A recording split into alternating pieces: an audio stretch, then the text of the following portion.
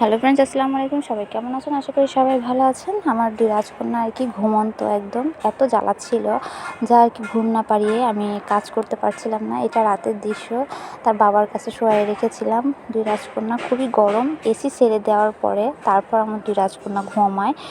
এখন দেখুন বেহুশ, ওরা ফিডার নিয়ে ঘুমাচ্ছে। যখন খিদা লাগে আমি মাথার কাছে দুধ ভরে রেখে দিই, একা একাই যার যার মতো নিয়ে খায়। আমি আবারও ফিডার আমার বড় রাজকন্যাকে মুখের মধ্যে দিয়ে দেওয়ার চেষ্টা করছি, কিন্তু নেবে না, কারণ ওর পেট ভরা। আর কি সুন্দর গুটি গুটি হাত! এটা আমার ছোট্ট হাত, দেখুন কি সুন্দর। আর এটা আমার বড় রাজকন্যার হাত।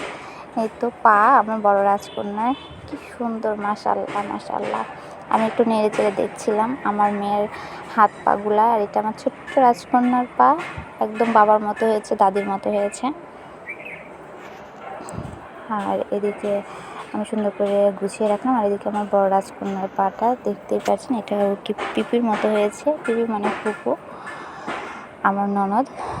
আর এদিকে ঘুমের মধ্যেই ফিডার খাচ্ছে। 2 বছর 3 মাস হতে চললো, এখনও ফিডার ওরা বাদ দিতে পারি নাই আর কি। আরও দেরি হবে, কারণ এখনও বাচ্চা, দুধের শিশু। দেখতে পাচ্ছেন কি বেহুশি ঘুম, আর ঘুমের মধ্যেই ফিডার নিয়ে নিচ্ছে আমার ছোটো রাজকন্যাটা। ওরা সবসময় এরকমভাবেই আর কি ঘুমায়। আর ওদের মাথার কাছে সবসময় আমার দুধ রেখে দিতে হয় ফিডারে করে।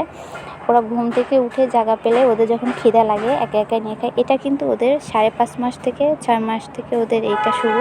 মানে আমি তো ক্লান্ত, আল্লাহর তরফ থেকে এটা আর কি। আল্লাহ একটু আমাকে এদিক দিয়ে শান্তি দিয়েছে। ওই ছোট্ট কাল থেকে এখন অন্তত আলহামদুলিল্লাহ আমার মেয়েরা ফিডার একাই নিয়ে খায়। আমি তো অবাক তখন থেকে। আর এদিকে আমি ডিমগুলো ধুবো, দেশি মুরগির ডিম। আপনাদের ভাই আর কি নিয়ে এসেছিলো, সময় পায় নাই, তাই ভাবলাম রাতে একটু ধুয়ে রাখি, কারণ রাতেই আমার সময়। তাই বাচ্চা দুটোকে ঘুম পাড়িয়ে দিয়ে এই ডিমগুলো ধুয়ে নিয়েছিলাম। আর এখানে দেশি মুরগির ডিমও আছে, ব্রয়লার মুরগির ডিমও আছে, দেখতেই পাচ্ছেন। সবই 30টা করে করে নিয়ে আসা, একদম এক কাছে করে। আর এই তো, আর তাড়াতাড়ি করে কাজকর্ম সেরে নিয়েছি। আর এই ঘুমটা ছিল আর কি বিকালের দিকে, মানে সন্ধ্যার আগে।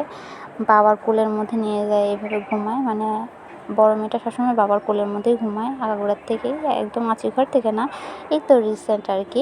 আর ছোটোটা আমার কাছেই ঘুমায় আগাগোড়ার থেকে, একদম ছোটোকাল থেকে। বড়টাকে বেশি নিতাম না, তবে বড়টাকে নেওয়ার ইচ্ছা থাকে, এখন বাবাই নিয়ে নিয়েছে বড় মেয়েটাকে। আর এটা আমার ছোটো রাজকন্যা। আজকের ভিডিওটা এই পর্যন্ত, সবাই ভালো থাকুন, আল্লাহ হাফেজ।